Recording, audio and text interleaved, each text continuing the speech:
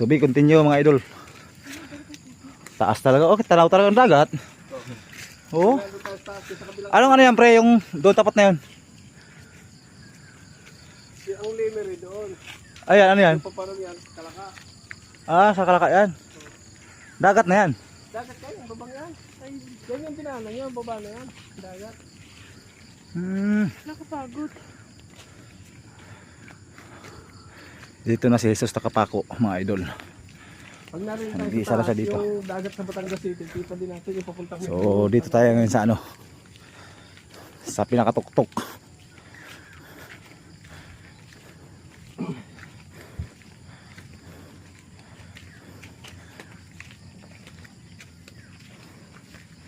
Ika-13 na estasyon mga idol.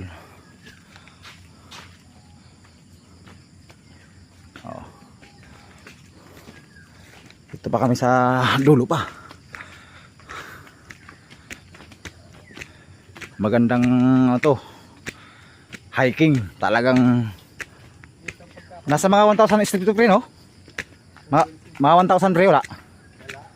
Walang 1,000 to?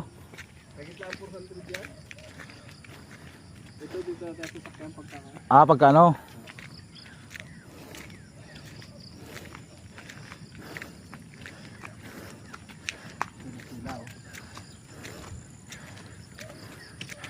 Apat na estasyon, muling pagkabuhay. Yun yung statue dun.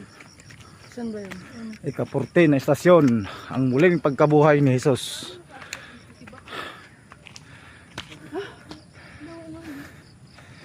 Ha? Paano nakaakit si Bako dito? Alam mo, naglakad yan. Nag-andar. Hirap pag-akit dito.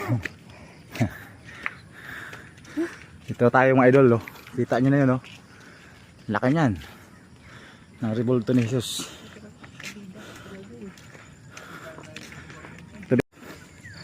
To be continue mga idol. Taas talaga. Okay, tanaw talaga ang dagat. Oo. Anong ano yan pre, yung doon tapat na yun? Ang limery doon. Ayan, ano yan? Paparang yan, Kalaka. Sa Kalaka yan. Dagat na yan. Dagat kayo, babang yan. Ay, yan yung tinanan nyo, baba na yan. Dagat. Nakapagod. Dito na si Jesus nakapako mga idol. Pag narinig tayo Nag-iisa sa lang siya taas, dito. yung dagat sa Batangas City, kita din natin yung papuntang So dito tayo ngayon sa ano, sa pinakatuktok.